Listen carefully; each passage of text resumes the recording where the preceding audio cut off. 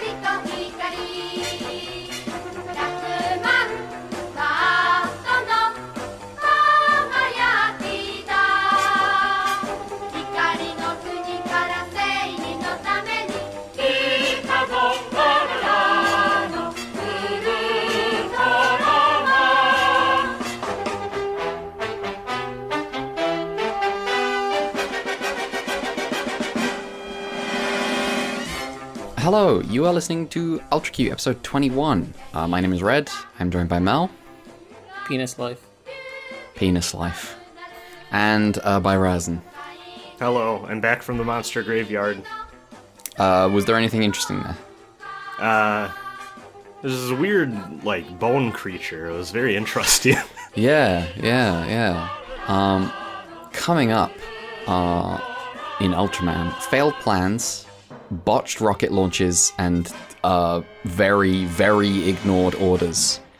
Before we get into that, I have done I've done a lot this week. I don't want to talk about it. I watched a bunch of stuff that's like I rewatched Konosuba. I was like, I'm just not going to talk about it. I'm good. And I've been reading the first couple of chapters of the first Tanya the Evil light novel. Again, not going to talk about it. I have caught the bug of quickly taking a scan of modern isekai, because I watched Tanya the Evil back in the day, but I never read any of that shit. And turns out those books are like a normal length of novel. So I was like, oh, okay. Let me check out a couple of chapters of this. So Sometimes quote unquote light novel is just a novel, but it just gets lumped in the same category because it's Japanese. Yeah, I think it might. I don't know if it's from the same site that a lot of the modern isekai light novel is the ones that snake eating their own tail of influence. Yeah, I think Tanya the Evil falls within some of that category. I think so. I think it counts. It's certainly it's got published under whatever company it is, but it's it's just longer than most of them. It's in the quartet. It's in the quartet. It apparently gets kicked out of the quartet in the second season and replaced with Shield Hero, which boo. Damn. No. Evil. Is that worse? It might be worse. Yes, it's absolutely worse. I'm pretty sure it's worse. Only reason I'm asking is because I'm pretty sure Tanya Evil is the fascist, but also slavery. So Tanya the Evil, I think the author knows that Tanya's evil. I mean, yeah, that much I assume, but still, her inclusion in the isekai. Yeah, sure. Put a villain in there. That's funny.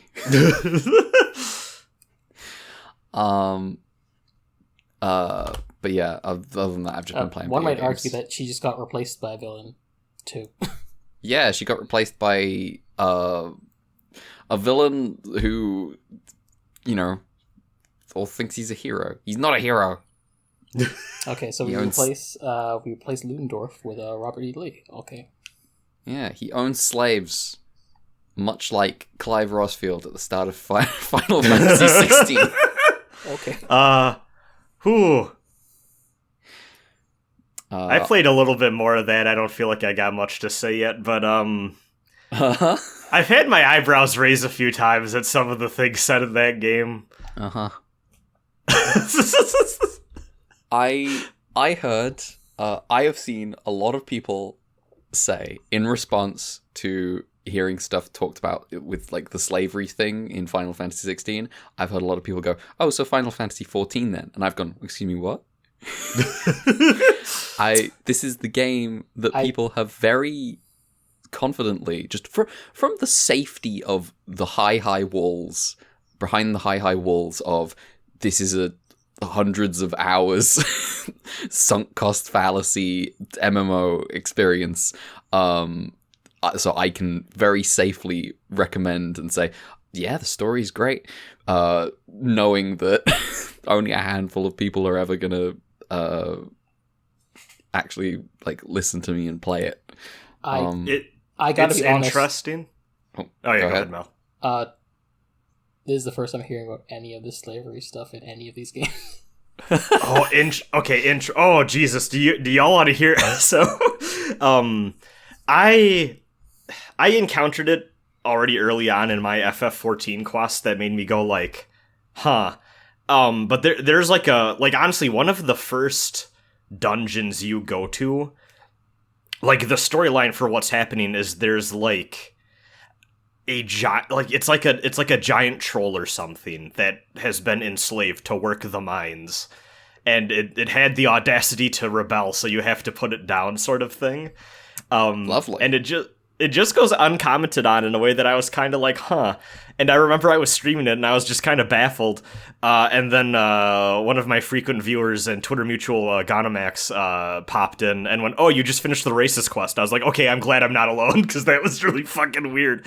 I do know, I don't know the exact full details, but I do know, at the very least, I've seen criticism from people that have gone through 14 with, I know that there's one quest line about a rebellion in one of the expansions that people had some really thought there were some weird quibbles with, like, in terms of writing, character motivation, and just maybe not exactly understanding how something like a rebellion forms and works and what motivates it.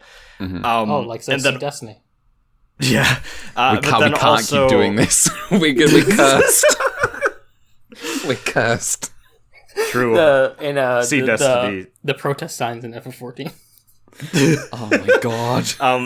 And then I know I've seen at least a few people that I'm friends with talk about some reservations with Endwalker, which is, from what I can tell, a lot. It's like a classic Final Fantasy, like, apocalyptic threat, but also it's about going to the Empire in that game, and it's about imperialism and kind of exploring it. And I believe I've seen some people that I'm friends with have some reservations with how a lot of that stuff is handled. So there's definitely been an element of that I've kind of heard murmurs of, but I feel like 16, bringing a lot of that stuff to the forefront immediately at the start of the game even, just brings that all boiling to the surface. Combined with my takeaway playing what I have of this game, and you can go to my channel, Brazen Brand, to see what I have streamed of it. I plan to do like a third stream, I just didn't get around to it, probably won't for a bit. But my takeaway after I was done streaming was, this is what all those quotes were about, with why they didn't want people of color in the game. They immediately cowered it out and were like, this is good. No matter which way they implemented, they were like, we're going to be terrified of backlash. Honestly, I still think that this is I think the lack of inclusion is still a horrible move. I think they should have done the hard work of incorporating them in a way that felt responsible and not like a weird cop-out, because they were dealing with fantasy slavery stuff.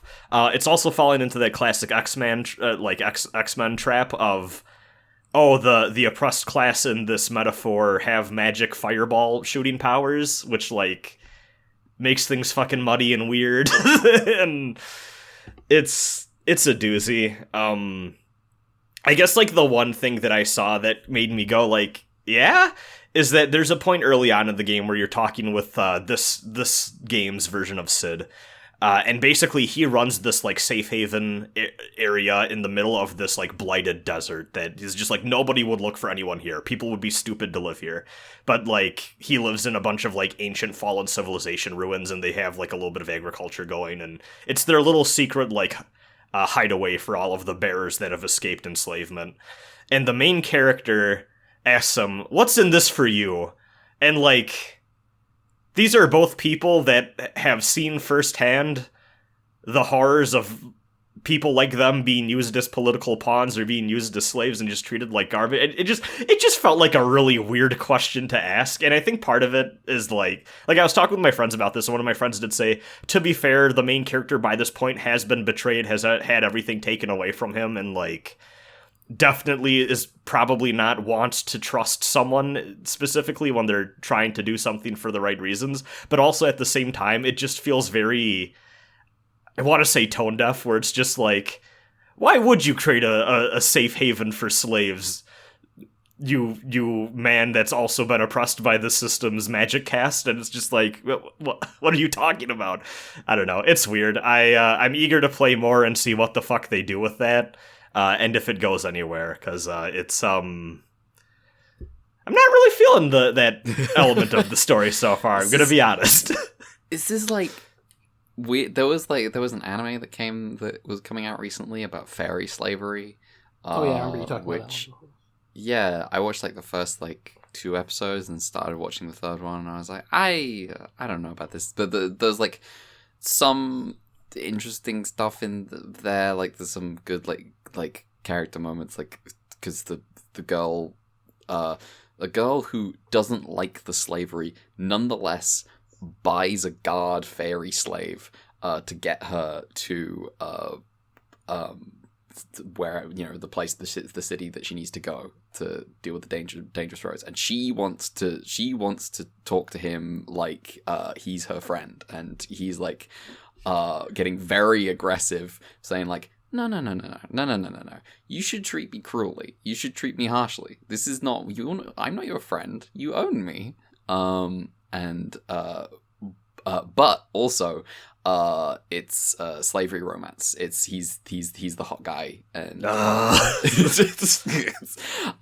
and also she is just a nice slave owner compared to everyone else. Everyone's like, oh, you would let your slaves sit with you at the table? There does seem to be an element of the nice slave owner thing going on in 16 from what I've seen people say too, which is just stop. The other thing, and I have to, I'm not, there's like a whole logistical thing with Final Fantasy 16 where it's like, oh yeah, we enslaved all the people that can do magic, and this fairy slave anime, I can't remember. I remember what it's called. It's called Sugar Apple Fairy Tale. I promised someone that I would actually watch it eventually, instead of just writing it off the way I did. So, I'll eventually watch it and probably write it off when I finish, because I just think slavery's stupid. I don't think it works, because it's all about, oh yeah, we enslaved the fairies, and the fairies are rare, and and I was like, it's not about slavery. It's about it's about fake racism. It's about, oh, we hate the fairies, because it's, in a society that has slavery, the slavery is because the people, they want labor. When they run out of fairies to enslave, why hasn't this society invented an excuse to enslave other people? I don't like it. Doesn't make any sense. It has like it's like someone looked at the history of the US and like got the cause and effect backwards. Yes. Where it's the racism is the web of lies to justify the slavery, not the other way around. But it's it's just it's a dumb anime. I have to watch it eventually though because I promised. But there does seem to be a little of that logistical stuff in Final Fantasy XVI where it's like, so you enslaved all the people that can do magic, and now that slavery exists in the society, you haven't enslaved anyone else. No one has found an excuse to do that yet. It's I don't know. It seems like maybe they don't know what slavery is. It's also something that I have been baffled by, and kind of rubs up against one of the reasons why I was kind of feeling FF11 a little bit more than FF14. I don't, and maybe they get into it because I'm still early on, but as of right now, I'm a little baffled that there doesn't seem to be like a larger discussion at all over like because the bearers are the name for the like magic using people or whatever. And there doesn't seem to be any talk really of them like having any sort of like insurrection or like any sort of like actual conflict or anything there. It is just they are the oppressed party. They are enslaved, and there's no talk of any sort of uprising or anything yet. Only like, sometimes they escape and they try to like Sid's thing. They try to make like a little like safe haven, like away from everyone else, sort of thing. And again, that's just not how. I don't know. That's just not how the world works. Like people are going to fight back. Like famously, the Spartans had like a standing army because they ruled over an entire country of slaves, and they didn't want to go on campaigns for long because they're like, well, we can't stay from home too long, or else the actual slaves will rise up. Yeah, and like to be fair, these nation states do have giant fucking towering kaiju, which like are obviously going to be a problem to deal with. But then also even some of them seem to be more on the bearer side than like their like quote unquote like armies, like masters side sort of thing. Has there been any discussion yet of when the slavery started? No, I don't believe so. But I'm also only like 5 hours in. On the one hand, that's maybe the bit that is interesting. On the other hand, quote unquote interesting. Scare quotes around that word. Yeah. But it all just rubs up. So I want to see where it goes, but if like Mr. Clive and Sid are the very first people in the world to be like, hey, maybe this is fucked up and we should do something about this, it's gonna go back to a criticism I had for 14, where in 14 the main character is like the capital C chosen one in a way that like I really did not jive with. And that is a classic JRPG, even Final Fantasy thing, like the whole Warrior of Light motif, like this goes back a ways. But that's one thing when it's like an 8-bit RPG or like an old school style like classic story that's a little light and feels a little more fairy tale-esque. When you're starting to tell these broader stories of like warring nations and more complex political empires, I start to expect a little bit more, and I just feel weird about like it really feels like they're setting Clive to be this like savior figure so far in a way that I just don't care for. my thing with everything I've heard about Final Fantasy 14 and 16, and then everything that the gap between it and what I've seen of Final Fantasy 14 and 16 is that I don't think either of them seem like actually much more involved than the like lighter fairy tale stuff. Like I don't it's the good kingdom versus the bad empire, etc. And like I don't know. Is it just I think the honest answer might be that it's all that stuff, but then they get into what happens when they get more into the details of what happens when evil empire invades the kingdom and there's like a refugee crisis or like people are starving. I think that's kind of where the praise comes from. Like it gets into that stuff in a way I feel like you maybe don't get from a lot of other stuff. But also like I do agree that I feel like a lot of the broader things that it could be discussing maybe aren't necessarily what people like us would be interested in terms of like materialist analysis. You know what I mean? Yeah. Mel, did I cut you off, by the way, too? I don't know if I was just going to say, is it just a case of like, this series is good because it's a deconstruction of the genre, etc. That kind of mentality. I don't even know if it's so much that as I think it's one of those things where there's so much world building that people are like, oh damn, it's super deep. Like I wouldn't call it like I'm not saying literally deconstruction, but more like the same like headspace where it's like, it's the darker, edgier version. It's the one that's like getting into like there's like a king talks to like a duke, and then it's like something intrigue. Oh, this is smart now. Mm-hmm. They went all in on making this game British.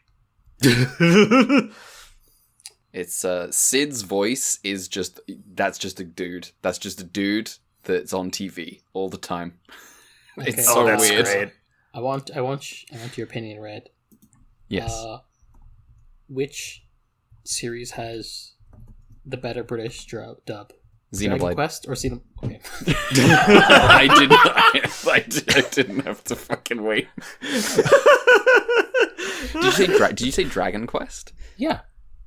Oh, because that's all written like. Oh, that's how much of that is voice acted though. I know Dragon Quest 11 at least is voice acted. I'm pretty sure. Oh, I didn't know that. Yeah. I didn't know that. Well, they re-released. Like I think the part of the whole re-release was that it had more voice acting even. I'm not sure if 8 has voice acting. It's probably like in the era where they could get away with not having voice acting, even though it's a PS2 game. So it might literally just be 11 exclusively, for all I know. In which case, that's tough. People were posting Uni from that. Or what's that? Is that her name, or is it Yuffie? Yuffie's from FF7. Okay. Uni then from the girl with the bird ears from Xenoblade Chronicles 3. Every clip I've seen of her, I'm like, this is fantastic. Also, also Xenoblade Chronicles 2 has a Welsh cat girl. So like there's no contest. I will play the Xenoblade games one day. I'm hoping to get back to my all the Xeno project at some point. Mm-hmm. Yeah, I need to go through Gears and Saga first. But yeah, I will try to report back on 16 and see how I feel about it. How's enemy stuff? Oh, I like it a lot. Honestly, combat still feeling really happy with that, which is good. It's I'm hoping the story starts to win me over. I feel like I'm in a weird spot where like I played the worst part of 14 that everyone agrees they hate, and then also I feel like in general I've seen a lot of people have a rocky reception to specifically the beginning of 16. But I've also seen people say that once the game opens up more, they started to also like it more. But like right now I'm just kind of in like, I feel like I'm seeing the worst elements of this dude's style, like all kind of just from my experience with his work. And I feel like almost maybe it's, I'm not developing the comprehensive view that other people have of his stuff, and maybe I'll feel different about it later on as I get more into it. But also, we'll see. Also, and I don't want to run long on this one thing. But those are some Destiny menus, man. Those are some fucking... Oh, yeah. It's grim. You said Destiny and I thought of the wrong one again. Yeah, me too.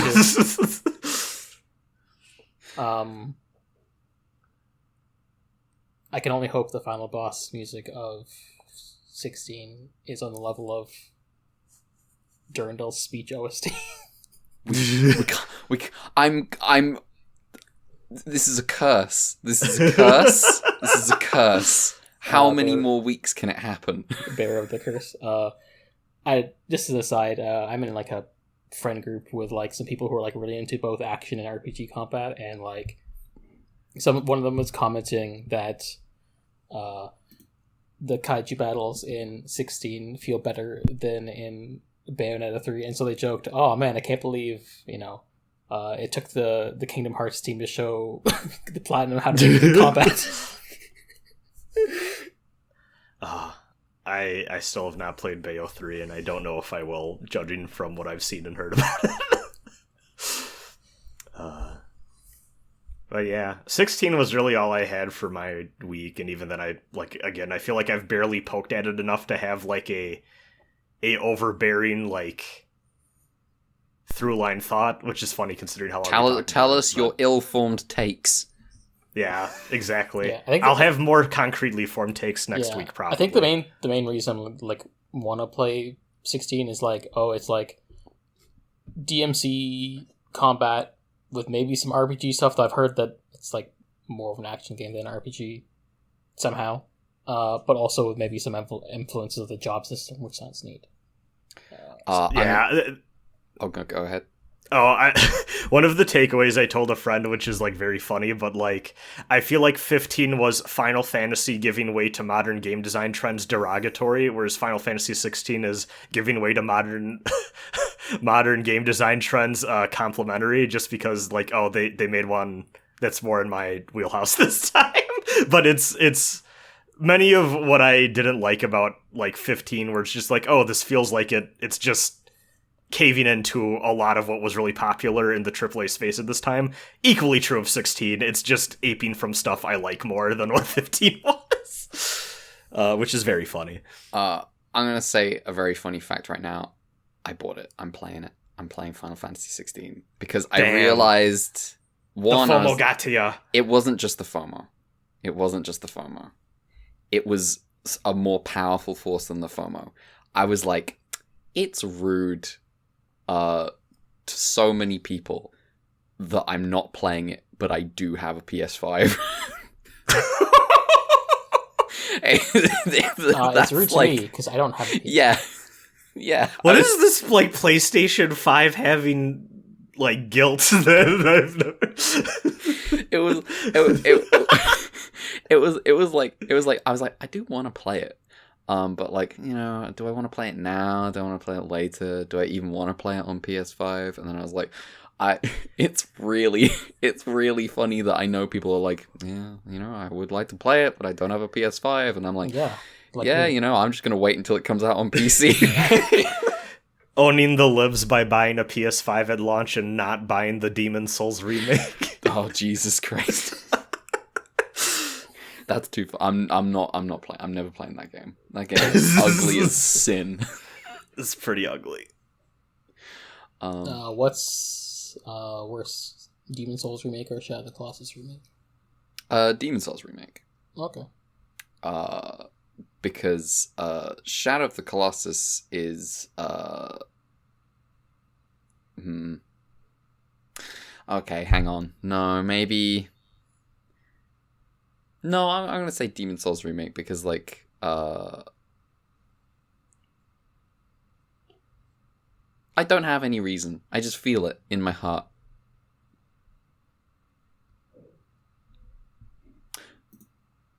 All right.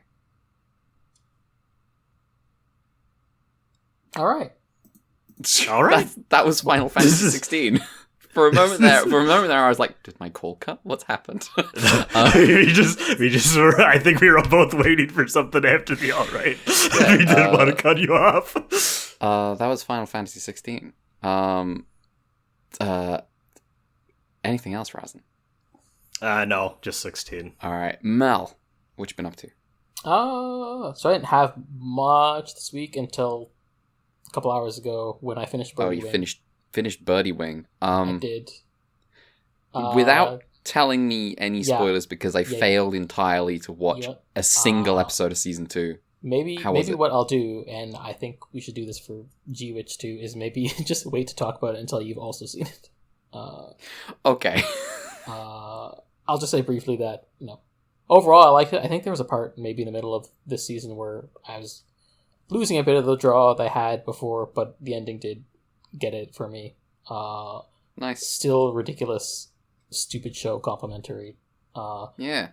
Golf, Penis life. evil in real life, but in anime, pretty good. When it's all about shooting your opponents through the chest with golf, that's what it's all about. When you make your sports anime a Gundam AU, anything is possible. Yeah. Exactly. I do just headcanon now that this is taking place in the same universe as Build Fighters. And everyone treats their hobbies this way.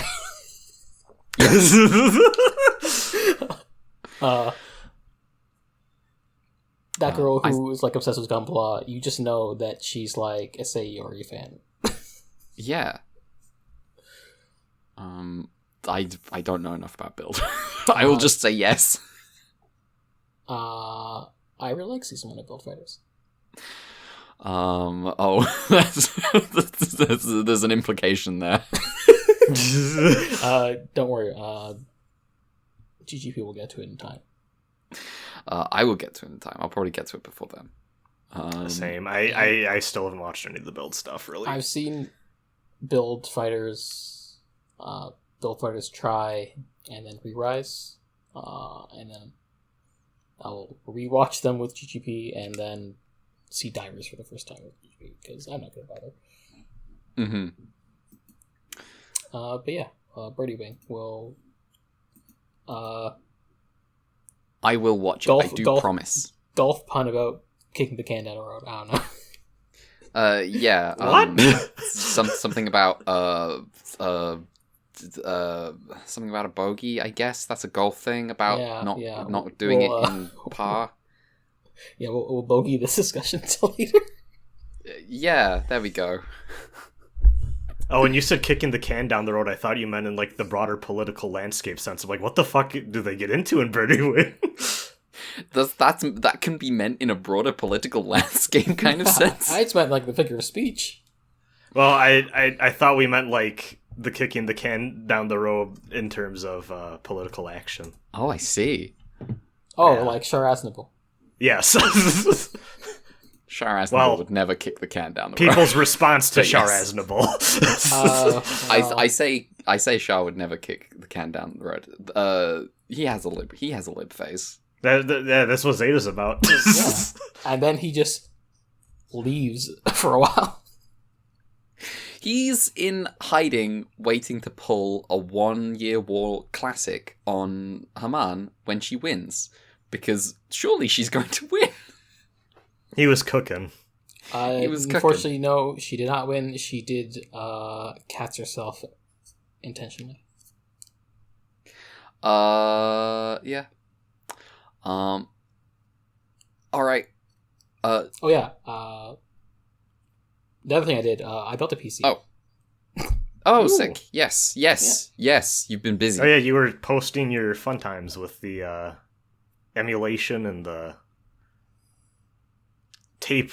Yeah. So I record ripping and so all that fun stuff. It took like a year because like I was getting parts spread out over a while, and then I had installed on a part with a motherboard that I installed the CPU fan. But now I have a good PC. I can be gaming on stuff. I don't need a console necessarily. Like there's definitely for what I understand, it's pretty good hardware. I can say it is at least on the level of the Switch and PS3. Do not ask how I know this. No way. But yeah, also I did use the opportunity to, I imported some Ultramedia without RAWs, and how I made RAWs for them, and you can see that on my Twitter, where I've tweeted that. You're welcome. Yeah. Mel has performed a valuable service. True. The next plan is to, I guess, eventually get subs for those things so we can actually talk about them on the podcast in 2, 3, 5 years. But that's expensive. I need money.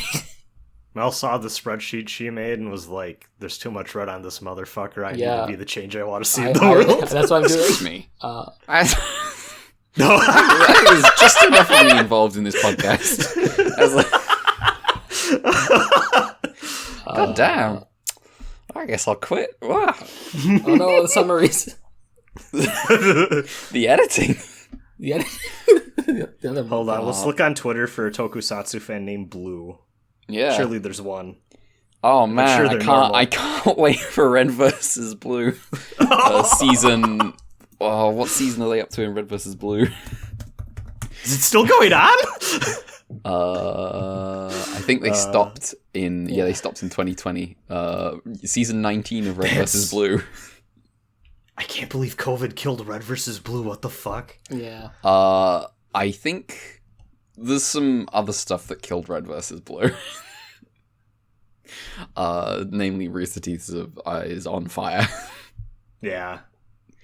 But yeah. I have seen too many of these 18 seasons of Red vs. Blue. Oh shit. But yeah, interesting experience learning how to digitize VHS tapes. Yeah. I almost feel like I need to get more VHS tapes to do this to justify everything I've done. That sounds like it's also going to cost money, though. Yes. Yeah. I mean, there's a few things. There's a few more Ultra stuff I want to get stuff for, which costs money. And then commission fan subs also cost money. Mel, I feel like you've stumbled onto the same rabbit hole I fell down, where like there was a period there where way too many of my paychecks were going to importing Japanese tabletop role-playing games from like Yahoo auction sites and stuff like that. I mean, I'm not going to do anything for now because like it's too much to justify the expense. Like, I am looking into getting Father of Ultra Q subbed, because like someone I know is like it does Toku subs for a while. But at some point, I'd feel like if I do it more, I'd like be like, well, I need like some sort of monetary input to make this sustainable. So if we have any sponsors out there looking to fund Big Ultra, I don't know, I could do coffee or something, but that feels weird and egotistical. We don't have a Patreon, so you know. We'll get figured out at some point. Mel, does your middle name begin with a K? No. Okay, well, you can't be MK Ultra. American Prometheus. Phone's going off. his tiny phone. His tiny ass phone that he used to call Garamon. Yeah.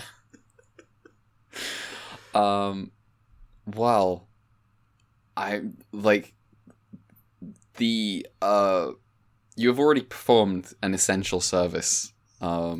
Anything more is just you being a hero. I mean, I am also extending the length of this podcast if I get this stuff subs. Oh, maybe you're a villain. Okay, excuse me. Mel starts to invent new Ultra media somehow to put onto the list. Yes. Mel's arc as a Tsuburaya employee. I feel like that'd be conflict of interest at that point. Yeah, that'd get dicey. I don't have morals. Oh god, are we... Oh, this has already happened. They had a little fucking Game of Thrones show that aired after every episode where they just talked about the episode for like an hour, didn't they? Yeah. Like we're in the era of like creator run like reaction content podcasts. Are we going to go the route of Crunchyroll where we eventually become the official Ultraman podcast? Yeah, we're going to pull up the ladder behind us. We're going to make sure we crack down on anyone else doing Ultraman podcasts. Yeah, I'm gonna listen to every single one, and if anyone sounds like they didn't watch a Blu-ray, I'm coming for them. Because I never did that, officer.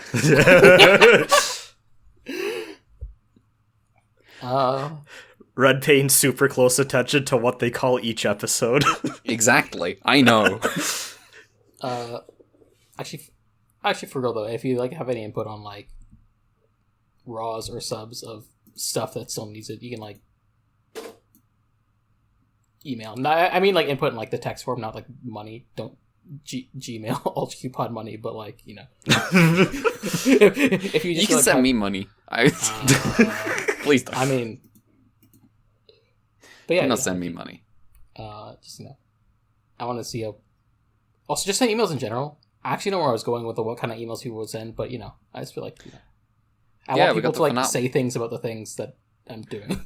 We got the finale coming up as well. So next week. Yeah. If you would like, perfect time to send us your thoughts. If you would like to email us about how you found Ultraman, whether you preferred Ultra Q or Ultraman, whether you you know, whether you think Ultraman did anything wrong. If you could attempt to justify Ultraman's crimes to us, we will stand as judge, jury, and executioner. Maybe if this enough people actually email in, one day we can actually like share the kaiju sorter and not just have it between us. Yeah. We could do that. That requires people to actually send emails, though. But for now, are we? Do you reckon we can talk about Ultraman now? I believe so. It sounds like we can talk about Ultraman. Less than an hour, I'm desperate, baby. I'm desperate to talk about this episode of Ultraman. It's my new favorite episode of Ultraman. Episode 34, Present from the Sky. The narrator informs us many things fall to Earth, like presents from the sky, over shots of the squad watching snow, getting stuck in rain, and airdropping Muramatsu his umbrella. Also, watching a man jump off a roof. This is the one part of the episode. I'll just say this right now. This is one part of the episode that felt really weird to me, just because it's so tonally dissonant from every other part of the episode. Yeah, it also happens for only like 15 seconds. Yes. I like got to this batch of episodes before y'all did, I think, and I just like posted the group chat like, y'all, this first one's going places. I as soon as I saw this, I was like, oh, that's what he was talking about. It's just so out of nowhere. I was not expecting a man jumping to his death from a building joke in fucking Ultraman. It just fucking happens. Do we need content warnings on this episode, by the way, just for this one second? I guess we could. Just to be safe. It doesn't matter. It is a very it's a very like out of left field just joke about suicide. Then a meteor hits Tokyo, and the squad scramble out of bed in their pajamas, except for Muramatsu and Hayata, and even Muramatsu has managed to put his uniform on backwards. The squad heads to the site where the meteor landed and find a kaiju in the crater. They flee to the VTOL and attack the kaiju they name Skydon. Skydon is exceptionally heavy and resistant to attack. He takes the brunt of the VTOL assault like no problem and falls asleep. The squad wonder what can be done. Muramatsu suggests sending Skydon back to space, but how the hell are they going to do that? Hayata suggests Operation Wirelock. With 3 VTOLs attaching cables to Skydon, they attempt to airlift it away. It seems to work initially, but Skydon is just too heavy, and Hayata's VTOL crash lands. Hayata hits the button and transforms into Ultraman approximately 9 minutes into the episode, and I raise an eyebrow. Ultraman completely fails to do anything to Skydon and flies away. Hayata comes staggering back to the squad and says, "Damn, that VTOL crash got me fucked up." Skydon falls back to sleep. Skydon's like, bro, back off. I am snoozing. What now? Ide suggests Operation Autogyro. They attach a giant fucking helicopter hat. This is when I realized the episode was going to be really funny, because I just started to burst out laughing when they basically put the kaiju giant propeller hat. It's so amazing.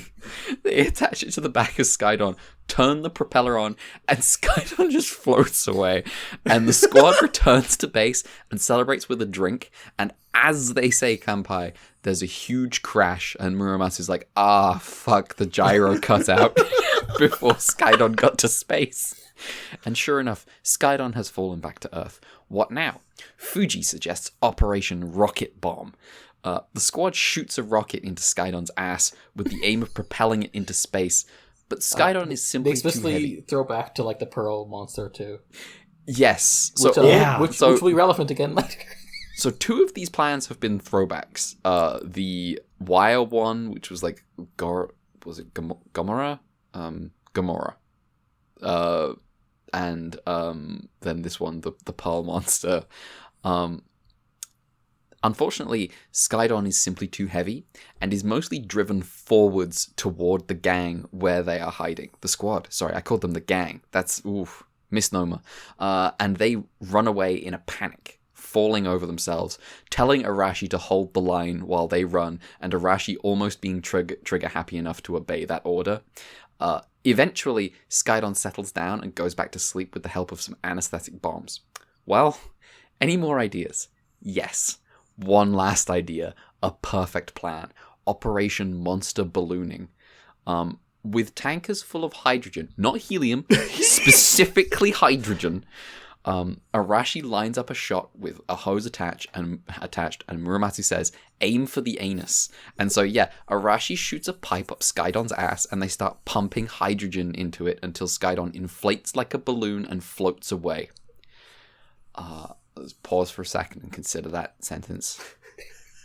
And now I continue. The squad celebrate with a fucking freeze frame, and the narrator says, close but no cigar, and reveals that nobody told the SDF about this plan, and one of their pilots just shot down a weird monster balloon, and it's falling back to Earth.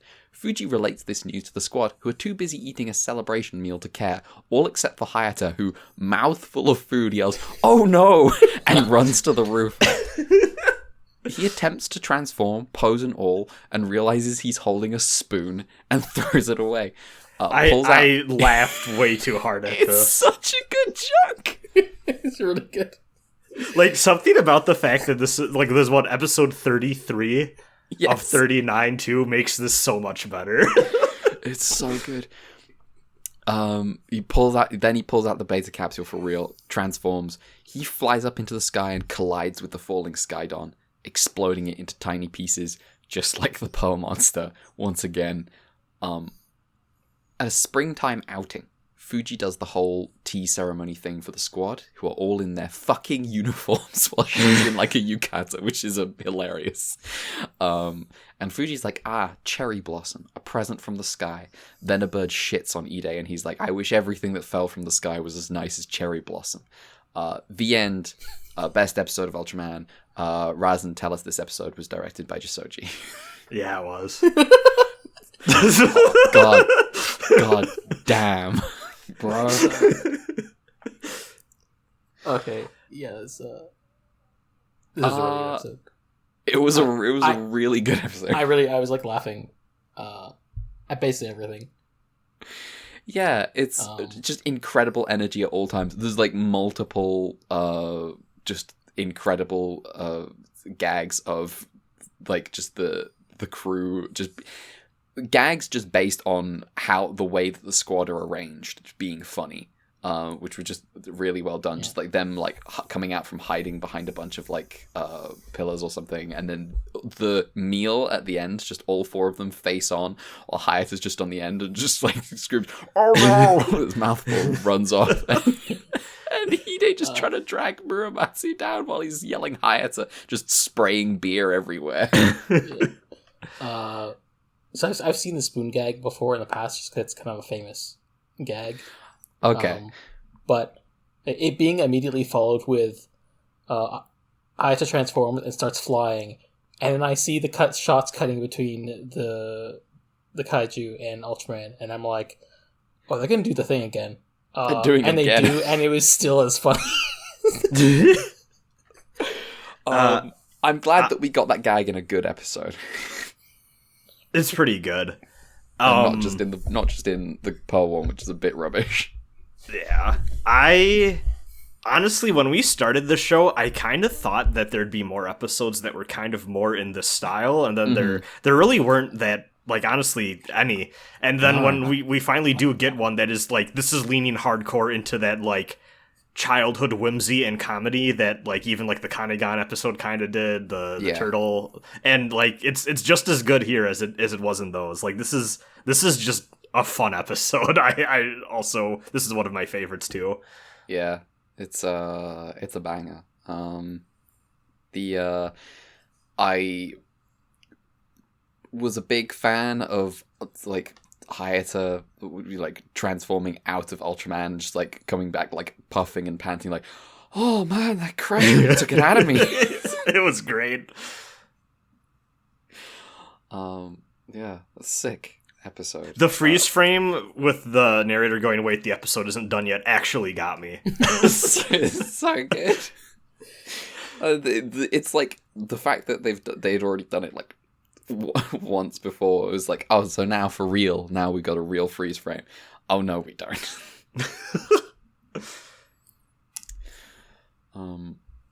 Yeah, I don't really have much else to say about this episode. Them jumping up in the air freeze frame is pretty funny. Just the freeze frame. Yeah, that's classic. Also, I feel like this episode definitely inspired that one Pat Labor episode. Oh, what's the one Pat Labor episode where they're running through the plans? Yeah. Oh, the Godzilla one. Yeah. Yeah. Oh, that makes sense a lot, actually. Right. That is absolutely correct. That is 100% true. Oh, fuck. I want to rewatch that now just to... Which episode is... Which one is that again? It's the third one. 3? Okay, I was going to say 4. Yeah, it's 3. That is early days, just for the audience, not the TV show. Mm-hmm. God. That had not occurred to me, but that is definitely true. I can feel it, yeah. Do we want to talk about the writer for this episode, who also wrote all of the other Jissoji episodes? And I feel remiss not having talked about him yet. Yeah. This is our guy. Well, except for the pearls, but this is our guy. Actually, wait, let me just double check. Did he write the pearls one? I'm sure the answer is yes, but I just want to make sure before I give him shit. Let's see. Yeah, he wrote that one too, sadly. But the can't all be wins. No. So, this was written by Mamoru Sasaki, who, again, he wrote all of the episodes directed by Jissoji. He would also frequently collaborate with Jissoji on other Tsuburaya production shows. I believe, and this was a machine translation, so I don't know exactly what the, like, English translation that's commonly used, but there's, like, a Tsuburaya show called, like, Silver Mask, Iron Mask, something like that. Mel, you may know about this more than I do. Not off the top of my head. Okay. I can look into it. Okay, yeah, and then I think there was one called, like, Mystery Operation, was the rough translation I saw. But they're probably best known for their collaboration on the Ultra stuff. Like, a lot of the directors we've been talking about, it seems like the Ultra stuff tends to be what people get remembered for. So he began his experience, writing and stuff as a university student. His education primarily centered on children's literature and research around children's literature. He was always heavily involved with politics, even at a young age. In 1955, he was in his second year at university when he started to play an influential role in the Sunagawa struggle. This was a protest movement opposing the expansion of the U.S. Air Force's Tachikawa Air Base into the nearby village of Sunagawa. This originally began as just a residential movement, but then it quickly gained support from anti-imperialist groups across Japan, including a variety of labor unions and left-wing student activists. The protest movement was a significant turning point in post-war Japan-America relations, and effectively communicated to both the Japanese and American leadership that there was a growing resentment towards American military bases in Japan. This resulted in a significant drawdown in U.S. military personnel stationed in Japan. And then also the Sunagawa struggle is said to have been an important factor in getting the U.S.-Japan security treaty renegotiated in terms that were more favorable for Japan, but still would prove problematic and controversial. So you may not have heard about the Sunagawa struggle, but you may be more likely to have heard of the ensuing 1960 and 1970 Anpo protests, which I believe sometimes are also called the security treaty protests. And those are notable specifically, I guess, in our circles, because a lot of people who would go on to write for like Japanese film, TV, anime, etc., were involved as students in these protests. But the story there was that they were unsuccessful in stopping the treaty, despite some like short-term wins. And this resulted in some classic leftist infighting among the student groups over who was to blame for everyone not necessarily meeting their goals of stopping the treaty. This then would leave a vacuum in the political landscape for more radical leftist groups to take center stage in the late 60s and early 70s, and these groups would collectively be known as the Japanese New Left, which also you may have seen just looking into Japanese like filmmaking and artists at the time, because it was a very influential movement, as leftist political movements often are to, art. So, actually getting more into this, during his fourth year at university, Sasaki met Nagisa Oshima, a left-wing director, screenwriter, and documentarian. Oshima would later go on to introduce Sasaki to Akio Jissoji, who, we all know and love.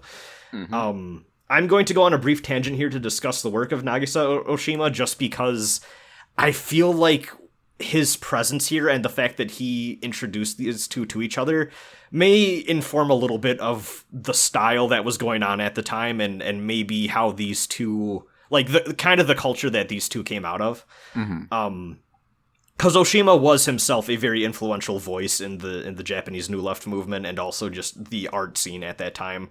Oshima was a student of political history. He wasn't really from an art background. But he then went on to make films, and much of his early work centered on his disillusionment with the traditional Japanese left and his frustrations with the Japanese right. One of his earliest works was the 1960 film Night and Fog in Japan, which focused on the interpersonal struggle of those involved with the 1960 Anpo Treaty struggle. However, shortly after it was released, the film's production company, Shochiku, withdrew circulation of the film, specifically because of the assassination of the Japanese Socialist Party leader, yes. Inejiro Asanuma, by a right-wing ultranationalist. Basically, the too long didn't read there, which Shochiku was afraid that the film would fan flames that were already burning pretty bright and hot, and they didn't want to be held accountable for any further unrest. Like, they didn't want people pointing at the movie and being like, why the fuck would you release this right now? You're making everyone more mad. Understandably, Oshima was not in favor of this and said, fuck this, I'm leaving the studio. Completely understandable. He began his own independent film production company, and this is where we cut back to Mamoru Sasaki. After graduating, he struggled to find work. Take a shot. I feel like we've heard this a lot with Ultra Series people. It's tough out there, folks, and it was back then too, apparently. He ended up moving to Okinawa and then working for a children's puppet show. Oh, damn. Yeah, which I'm curious what the story is there, because off the top of my head, that does not sound like a lucrative enough thing that would be something you would go move to Okinawa. You know what I mean? Like, Yeah, I'm just like... unless you're Urobuchi, but, Yeah.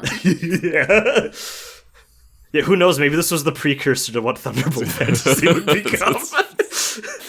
I don't think it's close enough to Taiwan. This would eventually result in him finding his way, though, to writing scripts for children's radio shows, and then he would continue working his way up, later on working for Shochiku as a writer for TV dramas. But then he himself would later leave the company to write for Oshima, his former, they were former students together, so they had a connection there. He wanted to work for his new independent film studio after Oshima had left. So as much as we see Sasaki as the collaborator with Jissoji, he also was known for writing a lot of Oshima's directed works. And Oshima's films are notable for many reasons, but they're probably best remembered for two things in particular. The first is their deep exploration of bigotry and xenophobia, and then the second is for exploring sexual themes that were seen as radical and taboo at the time. Immediately, this is making me go, oh, like, Jissoji and this guy probably, there was a reason they were friends. They were interested in the same shit. Super being like, I am a good Catholic, but these horny guys make some good stuff. Yeah, I don't know, how did I do not know how they got roped into the mix, because they are outliers, like, very much so. This would later result in legal issues for Oshima, including the release of the 1976 film In the Realm of the Senses, which had to be edited in France due to its depiction of unsimulated, not unstimulated, and uncensored sexual intercourse. An uncensored quite the version opposite from unstimulated. Quite the opposite. Rather famously, there is still not an uncensored version of this film that can still be bought in Japan. It's still banned. The only way to see an uncensored version is outside of the country. Oshima was also notable for being a noteworthy example of an early Japanese critic of Akira Kurosawa's movies. He saw them as pandering to Western values and politics. However, the feeling was not mutual, as Kurosawa has stated that one of his favorite personal movies was the Oshima-directed film Merry Christmas, Mr. Lawrence, which is about the experience of a prisoner of war in World War II Japan, based on a true account. No, that was this guy. I know about this movie. Yeah, and it stars David Bowie. Yes. David Bowie. This movie I have heard is prisoner. I've heard this movie is homoerotic. That's interesting. So there's some stuff with that. I didn't include it here just because, like, it was, like, I want to say, like, the late 90s or 2000s. I'm just, like, for our purposes, it's not important. But, like, the last thing he made was about a group of elite samurai attempting to defend the shogunate. But everyone's attracted to the main character, and he's dealing with a bunch of homoerotic tension. Okay. And it seems very interesting. So he's definitely playing around in that space with his work. And then also, too, I had seen before this David Bowie movie, he made another, I want to say it was another movie about African-American prisoners of war in Japan that also dealt with a lot of, like, xenophobia and, like, bigotry stuff. Damn, okay. So, like, this is just something he's very, like, on the pulse for. Like, this interests him a lot. But also, too, yeah, as my summary continues, in fact, many of Oshima's works concerning bigotry were based on true stories or were deeply rooted in true events or struggles that were ongoing in the time in Japan. Specifically, one film that was written by Mamoru Sasaki was 1968's Death by Hanging, which is apparently one of his more notable films, and it explores a Korean man who is sentenced to an execution by hanging for his many crimes, one of which includes the rape of a young woman.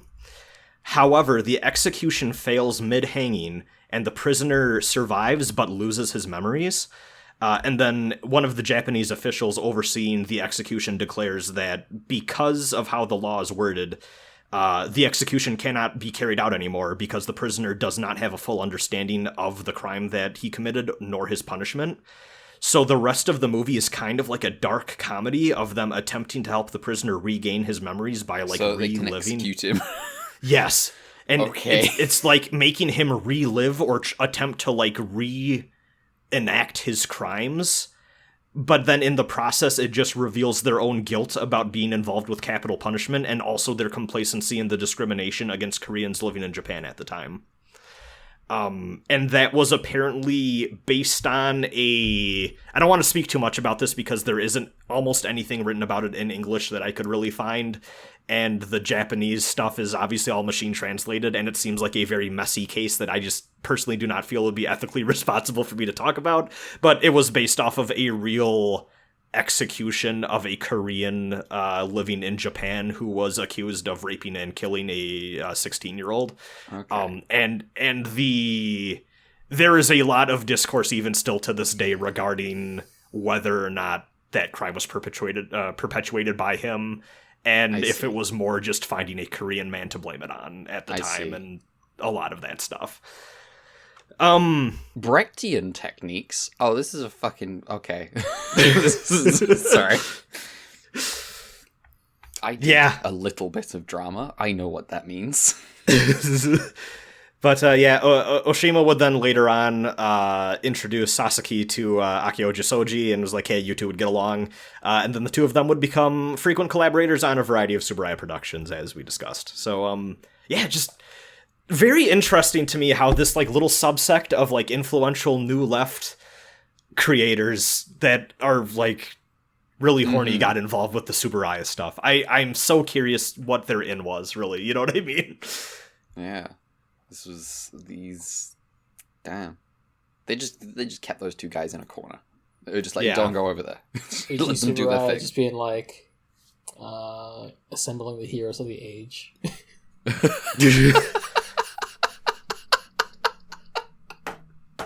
It's fucking okay. Oh, and and then oh man. Oh, I believe this is, I can confirm this. Here, let me just double check. But I believe the 1990 Ultra Q movie is also directed by Jissoji and then written by Mamoru Sasaki. Cool. So Fantastic. Nice. I'm looking forward to that whenever we get to it. Because what an interesting pair. Probably 3 or 4 years from now. Probably 3, yeah. Yeah. God damn. Oh, years are long. Yeah. Oh well. Thank you. That was very informative. I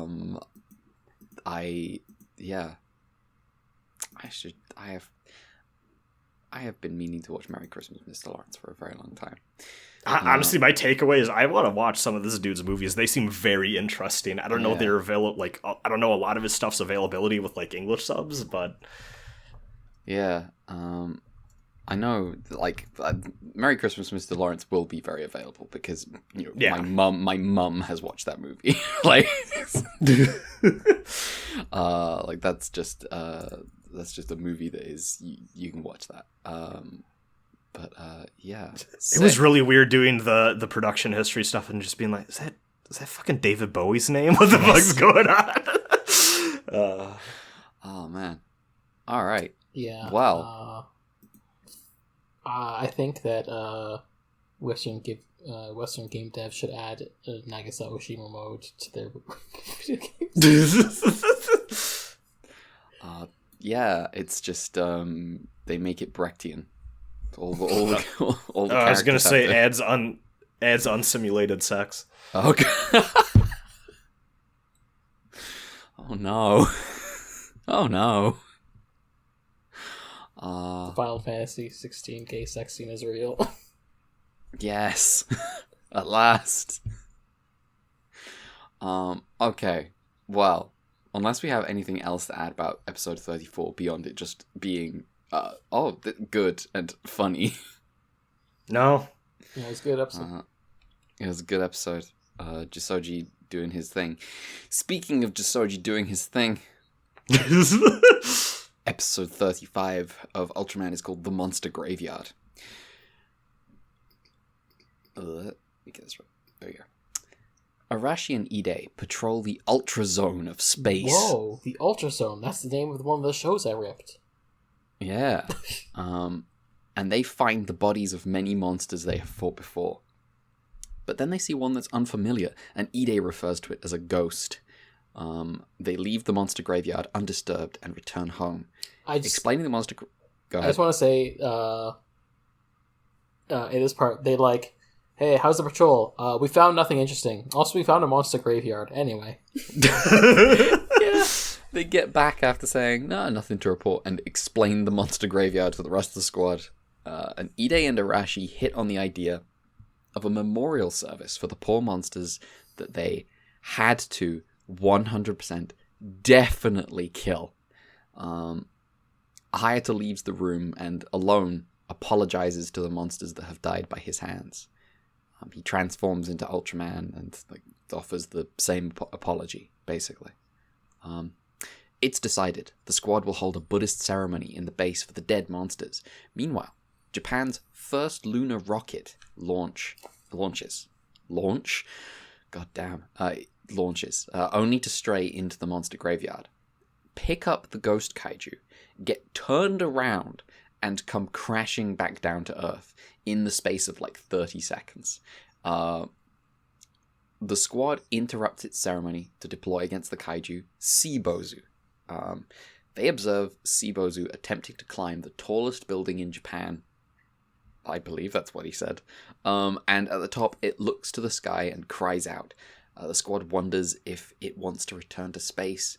After a sunset assault in the VTOLs, which is great, there's a bit with the Seabozu just with his hands behind his back, just kicking stones in the sunset. It's really good.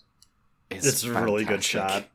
And then the squad attacks in the VTOLs, and Muramatsu concedes all this monster wants is to return to the graveyard. But is that even possible? Perhaps with the help of the space program. The rocket scientists in charge of the crashed rocket have one spare and decide they must take responsibility for disturbing Seabozu. A plan is set to tie Seabozu to the rocket and launch. Overnight, Seabozu cries out to the stars, and Arashi says he sounds happy, maybe because the night sky is a little like being in space. But why is the monster graveyard so comforting to Seabozu?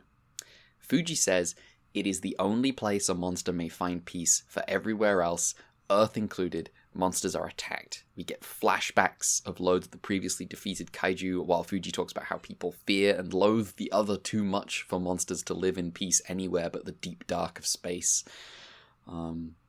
Sad times. Yeah. The next day, the squad carries out the plan, using the VTOLs and cable guns to do Battle of Hoth shit and tie Seabozu to the rocket.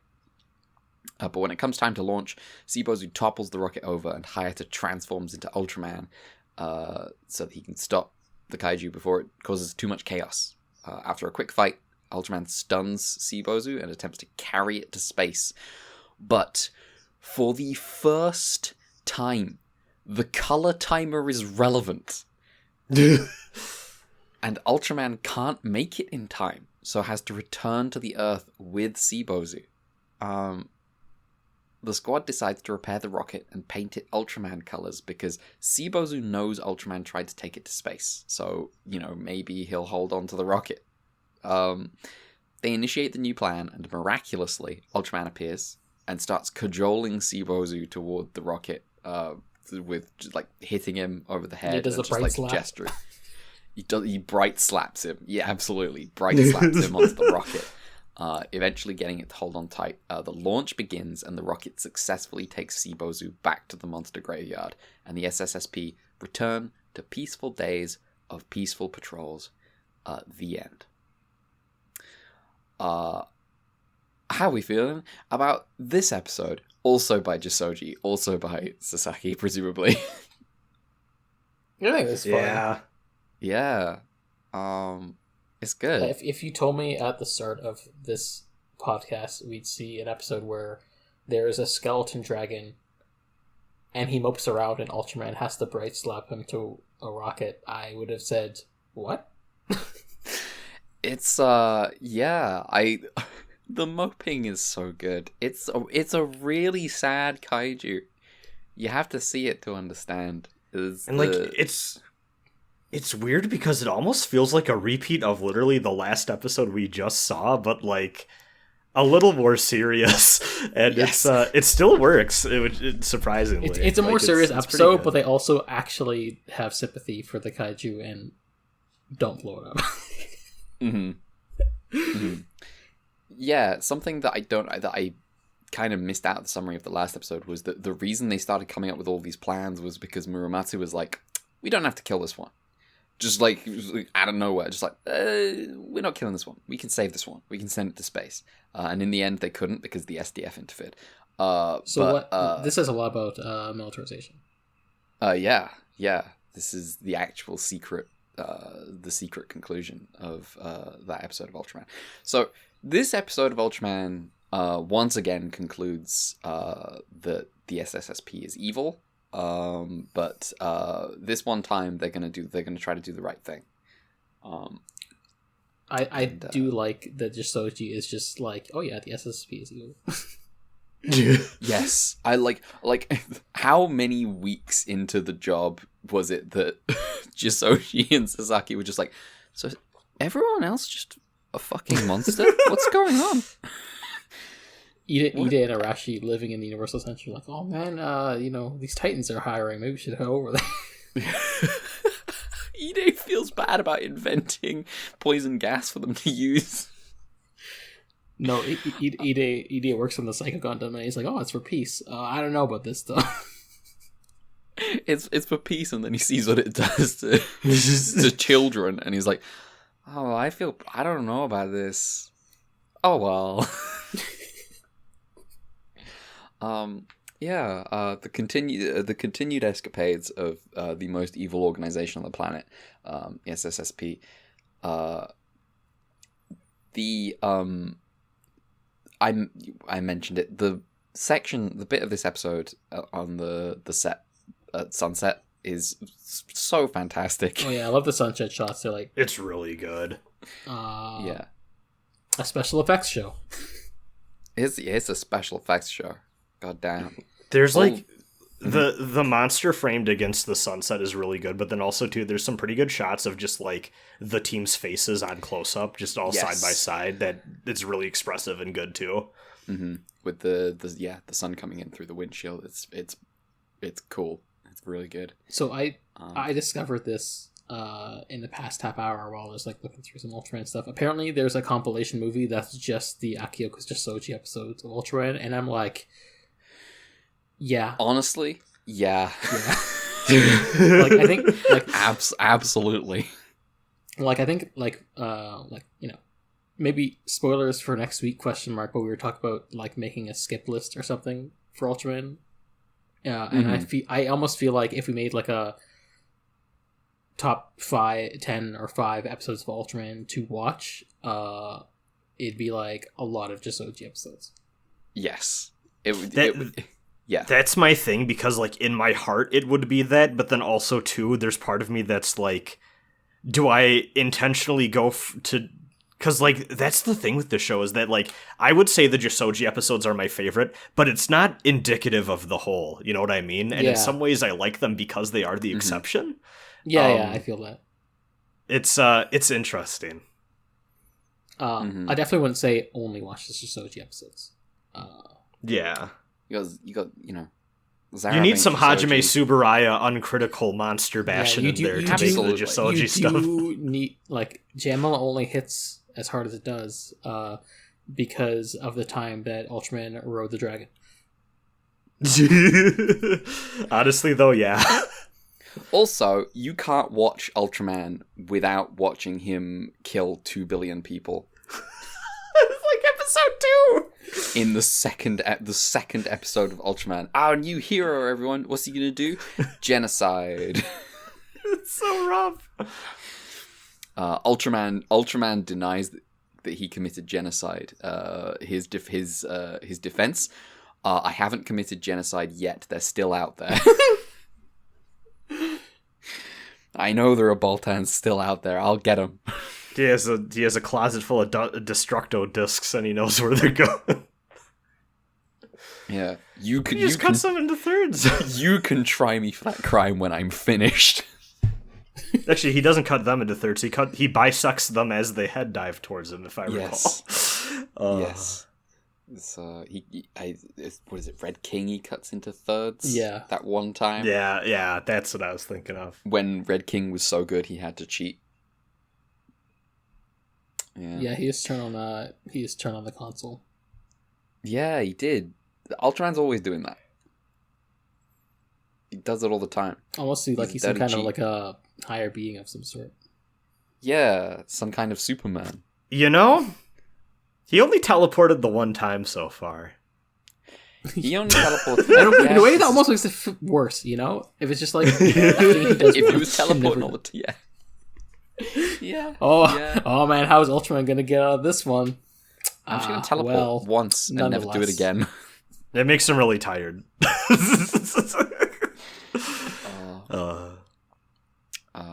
Yeah.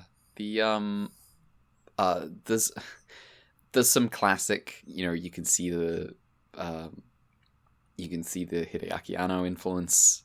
In like the guy. You know, I didn't spend much time in the summary talking about the rocket scientists doing their launch, which is just some like classic shit. It's just like people in a room yelling things at each other while the action's actually happening. It's just good. It's just good. That the woman with the glasses does a really weird delivery of a line in at one point. That's like the one thing in this episode. I'm like, what was that? What the hell was that? I don't think I noticed. Which part was this at? I can't remember when it was, but it was something about her saying like, but doctor, your research or something like that, and the line delivery just like took me out. I thought it was okay. Yeah, good episode. One of the good ones. I'm increasingly. I feel like. It's like it might be like a 50-50 split on like episodes of Ultraman that are good versus episodes of Ultraman that are mid/bad. It might be up there. Do we have anything more to say about episode 35, The Monster Graveyard? I don't think so. Okay. Let's talk about the greatest episode title in Ultraman so far. Episode 36, Don't Shoot Arashi. Will he shoot? Yes. Of course he will. Yes. Absolutely. No question. So I have to ask you at the start of this about this translation in sentence 1. The squad visits a brand new children's hall. What? What did they say it was? Children's Center. Children's Center. Okay, that's fine. The squad visits a brand new children's center and head to the top floor, which is some Willy Wonka shit. There is a bright blue sky over this outdoor courtyard, and the guide is like, "Oh, it's a fake sky. It's all concrete." Anyway, a kaiju attacks. Something breaks a hole in the ceiling and flashes a 60 million candela light, blinding the guide who didn't have a special fireman's helmet with high-tech visor, Lamau. The squad begins regular patrols to find this new threat that flashed the light, while Ide remains at base to complete his new one-shot super weapon. What's it called? The QX gun? The QX. Yeah, I didn't get the name down myself. I have written here, so I think it's the quick extinguish or something like that. Yeah, I think it's something like that. Yeah. He wants to finish off that weapon.